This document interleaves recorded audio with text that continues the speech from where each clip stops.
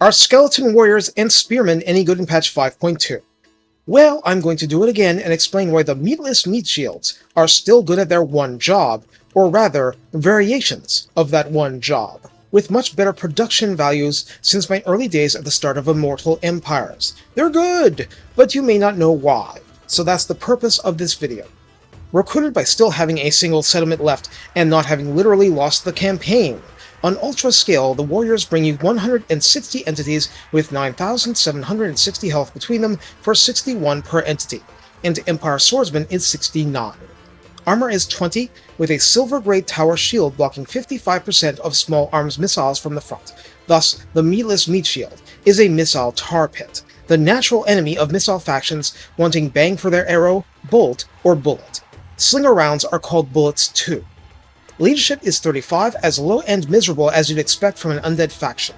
Speed is 28, charge speed 31, melee attack begins at 18, with an attack interval of 4.3, no splash damage. Melee defense starts at 22, which is still very modest, but it's at least better.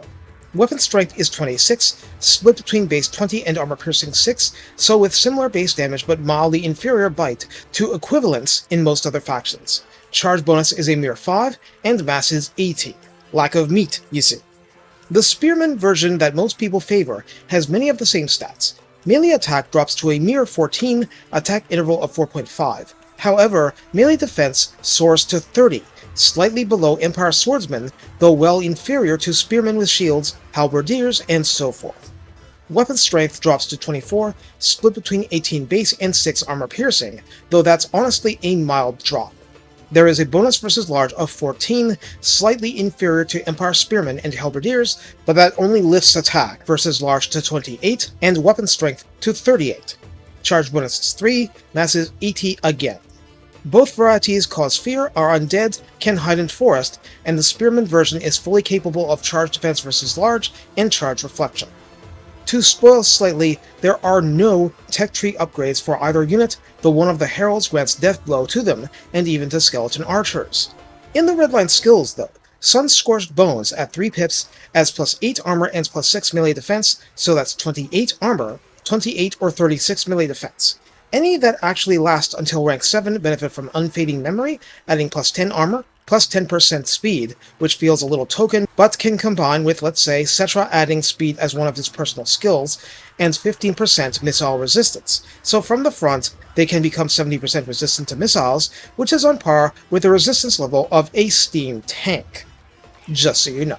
Now, what else do they do for you in battle? Obviously, the warriors are slightly more tilted toward offense, but it's early game and low-value offense. The Spearmen obviously have more holding power, and their entities go down with more difficulty, but they'll have even more difficulty killing anything. So what's their value? If you'll forgive the glibness, their value is in dying.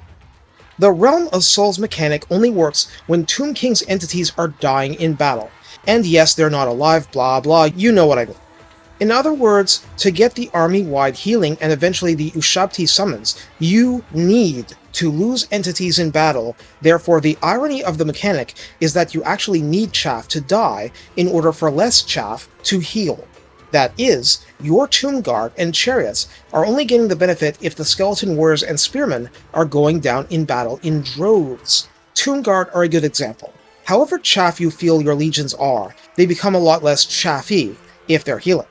Without doing a complete deep dive into things I cover with character videos, just the presence of a Tomb King close by will add plus 5 melee attack and plus 5 melee defense.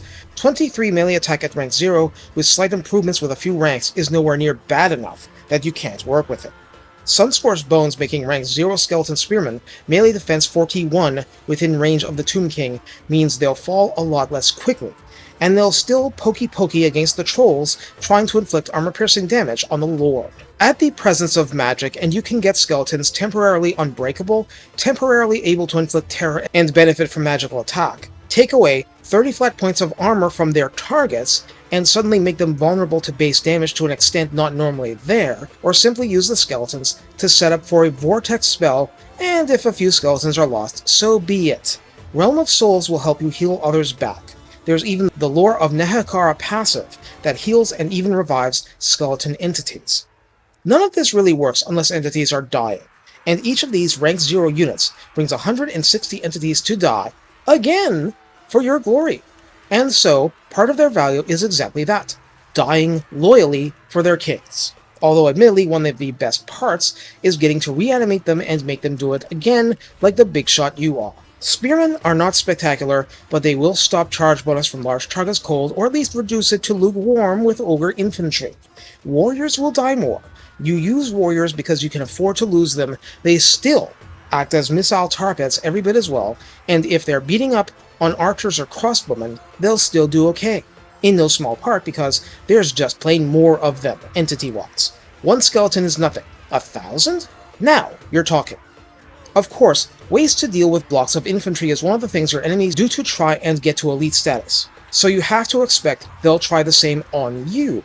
But unless they're good at it, you can simply put them in a line, dare the enemy to attack, and at least buy lots of time for the skeleton archers and casket of souls behind you, because that is time they need. So buy it for them, if nothing else. Skeletons are very good, or shall I say very adequate, at that. And past that, you fix stuff in place so that you can pick and choose where to send your sledgehammers to sort things out. Take care and have fun welcoming your king's foes to the desert. It's going to be a very, very long stay.